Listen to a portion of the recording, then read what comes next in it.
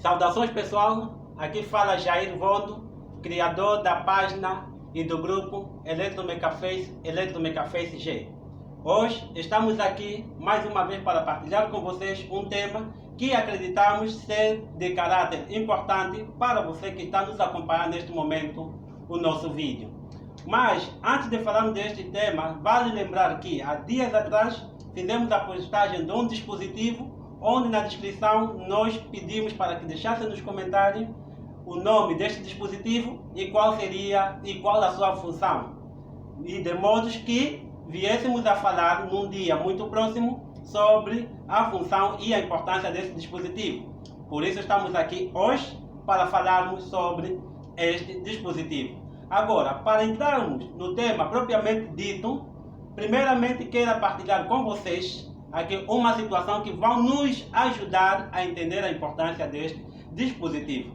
É um testemunho que nos foi passado por um membro da página do nosso grupo sobre uma situação que ocorreu na sua localidade, na zona em que ela vive. O que ela diz é o seguinte: num certo dia, isto no ano passado, estava a chover na sua localidade e durante o momento que chovia também fazia-se fortes rajadas, ou seja, caía raios, havia a presença de raios. E durante a presença desses raios, o que aconteceu? A instalação de sua casa queimou e os equipamentos também que estavam ligados nessa altura também acabaram por queimar. E a pergunta que ela fez é: por que esta situação aconteceu? E a outra pergunta que eu iria associar é: como evitar que situações dos gêneros aconteçam? Então, é sobre este tema que nós vamos falar aqui e agora. Então, respondendo à primeira questão, nós temos aqui a ilustração de uma casa. Temos duas ilustrações. Temos a ilustração de uma casa e temos aqui o nosso quadro elétrico. E temos aqui também uma outra ilustração em um plano somente do nosso quadro elétrico. Então, nós vamos explicando aqui, à medida que vamos explicando aqui a nossa casa, também vamos explicar também já aqui no nosso quadro o que poderá ter ocorrido. Então, nós sabemos que a energia para chegar até a nossa casa, ele sai do posto, passando pelo postelete, e lá no postelete sai um outro fio que vai até o nosso quadro elétrico. E do nosso quadro elétrico o quê? Saem fios que vão conectando cada uma das nossas tomadas nas nossas casas. Tomadas essas que depois nós ligamos a nossa TV, o nosso ar-condicionado, entre outros equipamentos, conforme estão a ver aqui. Então, o que poderá ter acontecido é que o raio, ao cair nessa altura, pode não ter sido uma ação direta. Uma ação direta é quando o raio cai diretamente sobre o indivíduo ou sobre um determinado objeto.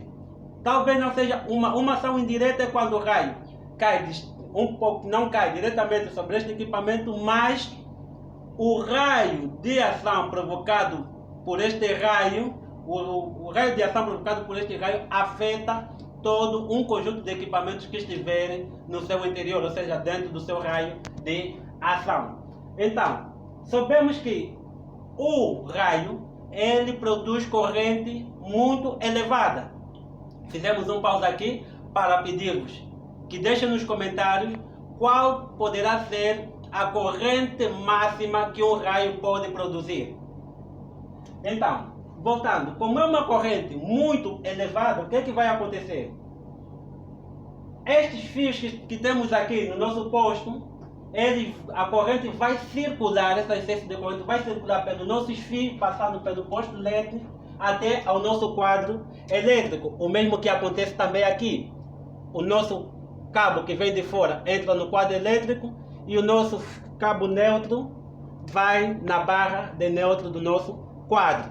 Então, como o nosso equipamento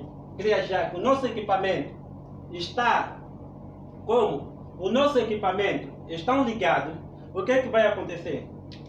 Os fios, ao chegar no disjuntor geral, temos aqui um disjuntor geral, como vocês podem ver, para ilustrar, para que tenham uma ideia de como mais ou menos um disjuntor geral. Tem um disjuntor que suporta uma corrente de até 50 amperes.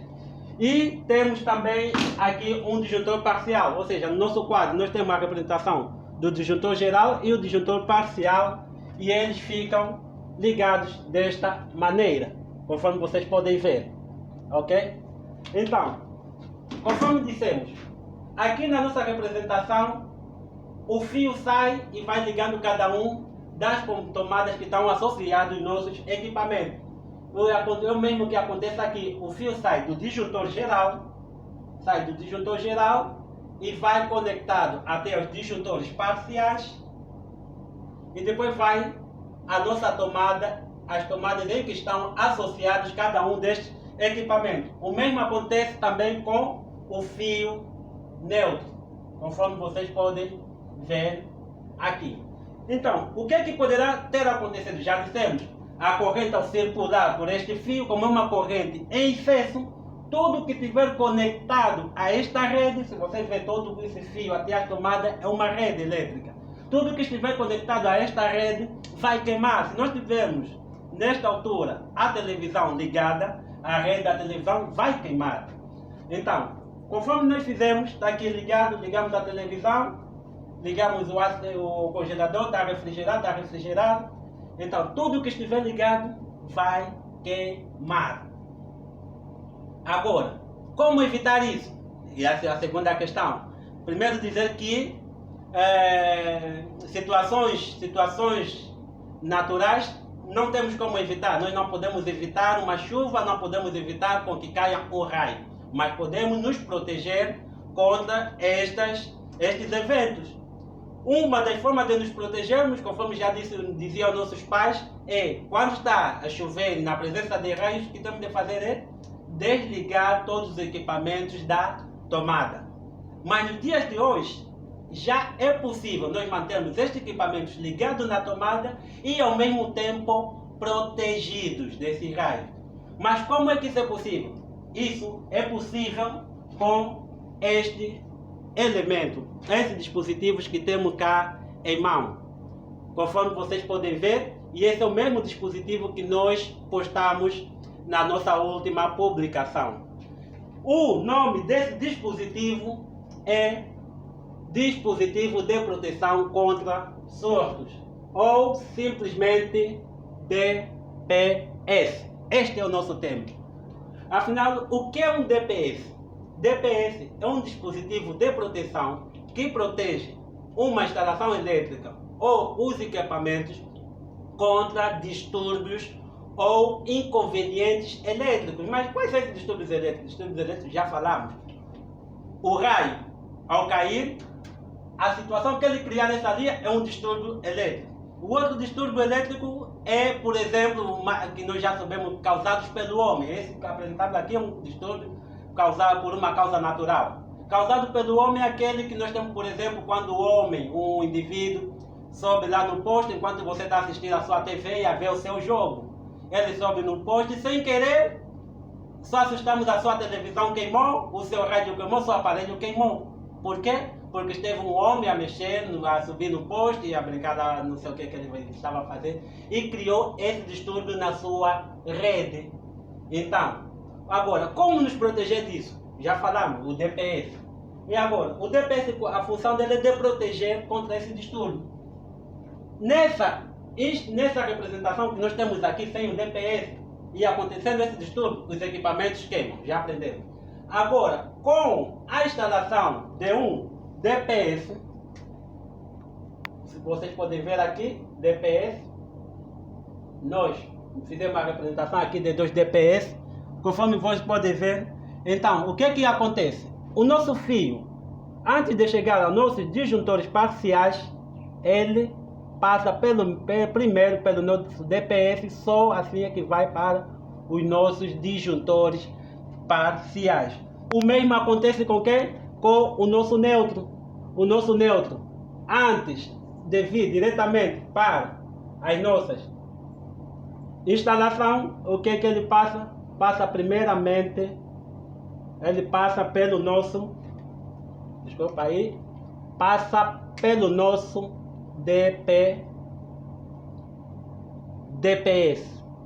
Só assim é que ele sai e vai ligar os nossos equipamentos. O que é que acontece? Quando tiver a passar essa corrente em excesso criado pelo nosso raio, o DPS vai fazer uma leitura de que há uma corrente a mais a circular. Há uma corrente, conforme se diz, persona não grata, a passar por aí. Então, o que acontece? O nosso DPS vai fechar o circuito. Por que digo fechar? Porque o DPS é normalmente aberto. Ele fecha para quê? Para permitir com que esse excesso de corrente passa por si mesmo, pelo DPS. Ao passar por aí, o que acontece? O nosso DPS tem na sua saída os condutores que vão para o nosso barramento de terra, conforme podem ver aqui, PE. E o nosso barramento de terra normalmente está ligado a uma haste de terra. E onde é que está conectada a nossa haste de terra? Conforme vocês podem ver aí, está conectado à terra. Então, o nosso DPS, ao detectar esse excesso de corrente, vai fazer o desvio do mesmo para a terra, protegendo desta forma que os nossos equipamentos, a nossa instalação elétrica. Sendo assim, para concluir, dizer que atualmente no nosso país não existe uma norma obrigatória, não existe algo obrigatório sobre a exigência do uso destes DPS.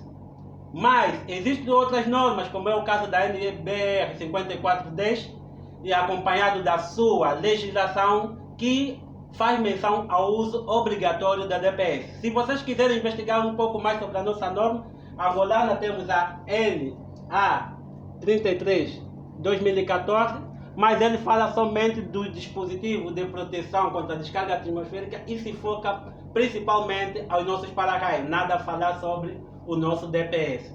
Espero que tenham gostado do nosso vídeo. Concluímos e não esqueçam de deixar os vossos comentários, os vossos pareceres nos nossos comentários, que nós estaremos dispostos e abertos a qualquer tipo de sugestões e crítica. Até o próximo vídeo, nos vemos.